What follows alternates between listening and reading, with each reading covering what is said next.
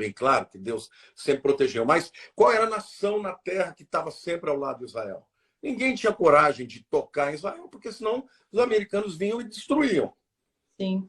Hoje Israel tem um exército fantástico, poderoso, tecnologia de primeira, mas é um país que tem 7 milhões de pessoas. Se você pegar todos aqueles países que cercam Israel e que gostariam de aniquilar Israel, o Irã é o principal deles, o que acontece? Israel, sem ajuda americana, vai ficar completamente à mercê dos seus inimigos. E é o que vai acontecer na guerra de Gog e Magog, que a gente pode falar um pouco mais para frente. Mas eu quero te deixar à vontade aí para fazer outras perguntas. Então, eu já quero falar sobre isso agora, né? Porque a gente já tinha visto um pouco sobre a questão de Gog e Magog. Então, aonde se explica que é essa que a gente já está vendo se iniciar, né? Ou é algo que está por vir ainda? Esse aqui é o início das dores, né? Nós estamos num princípio de dores. Jesus deixa claro, quando ouvidos falar de guerras e rumores de guerras, ainda não é o fim, mas é o princípio de dores. Contudo, a gente sabe, lá nos capítulos 38 e 39 de Ezequiel, que haverá uma invasão num futuro, pode ser próximo, pode ser distante, mas eu creio que é próximo, uma invasão de muitas nações. Na verdade, é uma coalizão de nações contra Israel. Tá? Quando você vai para Ezequiel 38, 1 e 2, a Bíblia diz: veio a mim a palavra do Senhor dizendo, filho do homem, volta o rosto contra Gog da terra de Magog, príncipe de Rosh, de Meseque e Tubal. Profetiza contra ele. Agora eu quero começar dizendo para você o seguinte: Magog, Meseque ou Mexeque e Tubal foram 3 filhos de Jafé, filho de Noé. Noé teve Sem, Cão e Jafé. Tá? 3 filhos de Jafé são esses nomes: Magog, Meseque e Tubal. Para onde eles foram? Para onde eles migraram?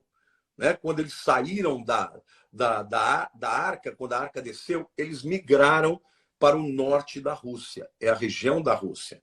Isso, a gente sabe disso porque na própria língua russa, estas palavras aparecem nas suas raízes. Tá?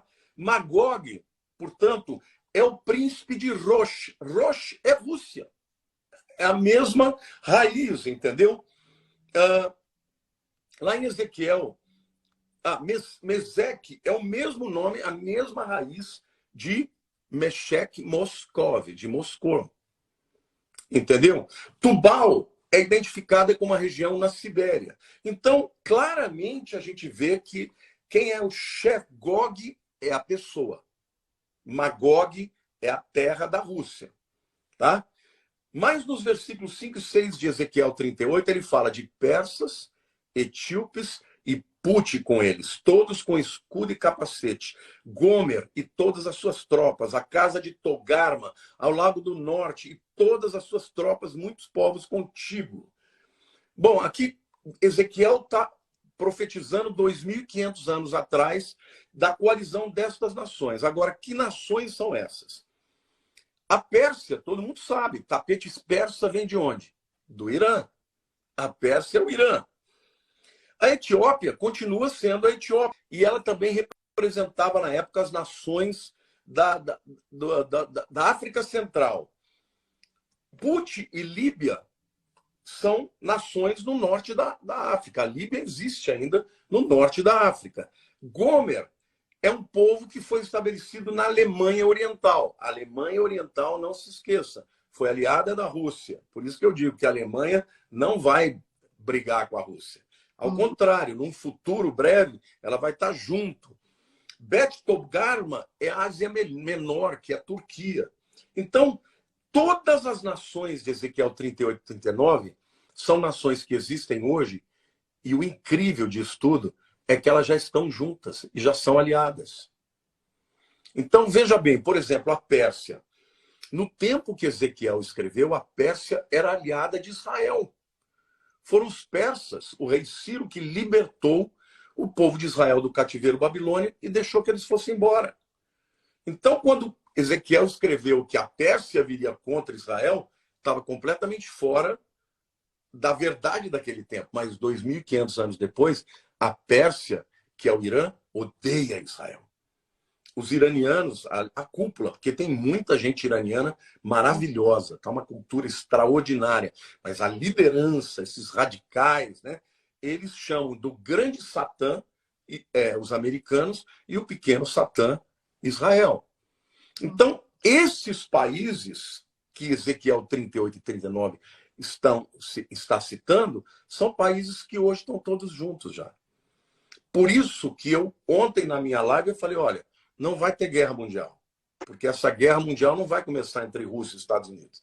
Essa guerra mundial vai começar entre Rússia, Irã, Turquia, Síria e outras nações contra Israel. Então não iria haver agora, mas num futuro próximo, né? Esse conflito pode redundar no próximo. Sim. Por exemplo, vamos supor que a OTAN deixe barato, né? A Rússia entra lá, toma a Ucrânia, deixa barato. A Rússia vai falar, eu também vou, pelas mesmas razões. Aí vai toma Taiwan. E aí os americanos não fazem nada, o Irã fala, bom, eu também vou tomar o meu. E vai contra Israel. Então, aí poderia realmente startar a Terceira Guerra Mundial, que ao ser finalizada, vai culminar com um tratado de paz que vai ser capitaneado pelo anticristo. O anticristo vai ser aquele que, depois dessa guerra, que vai deixar muitos mortos, vai falar, gente, o mundo precisa de paz. E ele vai botar todo mundo na mesa para conversar e vai acabar assinando esse tratado de paz entre Israel e as nações inimigas, e a gente sabe que ali começa a grande tribulação.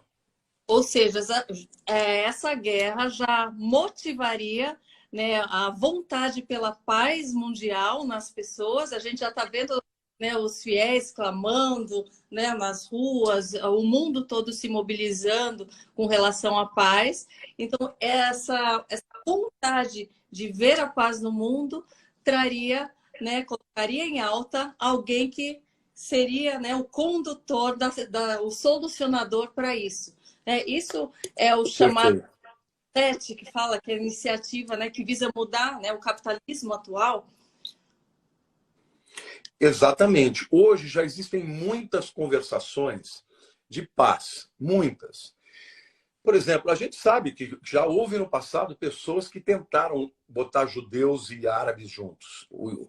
O Bill Clinton, por exemplo, ele fez dois tratados, de Oslo I e Oslo II, né? Recebeu Yasser Arafat lá no Camp David, lá nos Estados Unidos, né? Que é uma fazenda presidencial, trouxe o Yasser Arafat, o Yitzhak Rabin, que era o primeiro-ministro de Israel, e quase assinaram o acordo de paz. Mas chegou na hora, ele propôs 14 propostas, e o Yasser Arafat não aceitou nenhuma. Ele falou, ele veio aqui brincar, não está a fim de fazer paz. O Donald Trump também começou a fazer paz. Entendeu? Transferiu a embaixada americana de Tel Aviv para Jerusalém, porque a capital de Israel é Jerusalém, mas o mundo não aceita. Então eles botam as suas embaixadas em Tel Aviv. O Donald Trump fez aquilo aí, todo mundo, pera lá, será que é ele? Será que é o genro dele? E ele perde a eleição, esfriou tudo. Na minha opinião, esse tratado de paz só vai acontecer depois dessa guerra de Gog e Magog.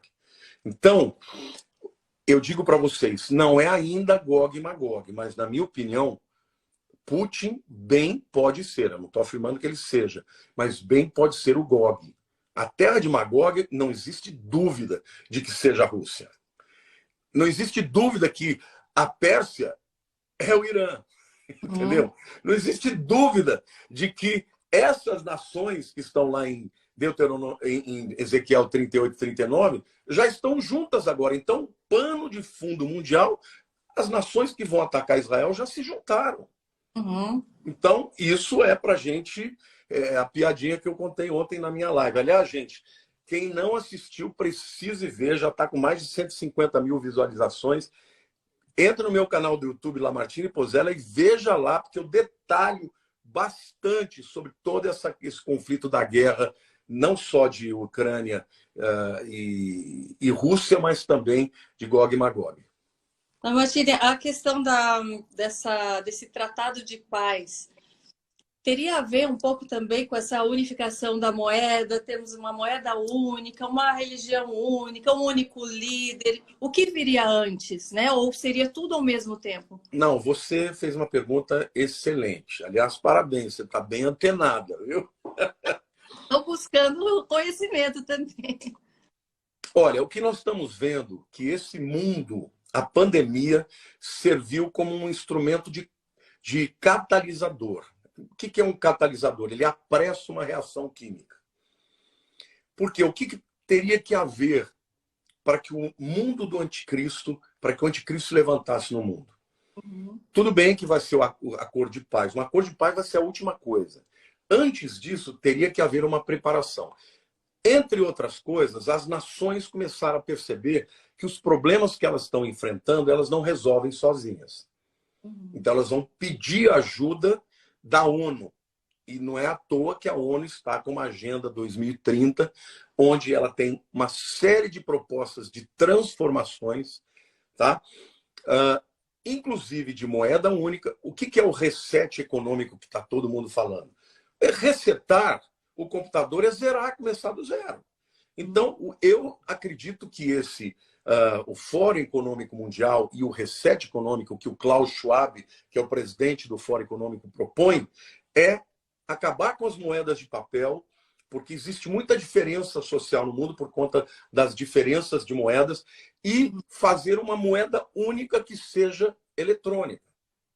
Tipo o Bitcoin. Não precisa ser o Bitcoin, pode ser uma outra, mas vai ser eletrônica.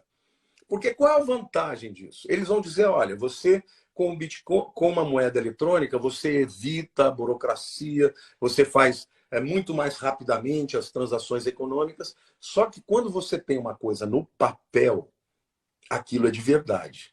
Quando você tem uma coisa só no computador, você tem e não tem. Porque se alguém, um hacker entrar e acabar com a sua conta, você perde tudo.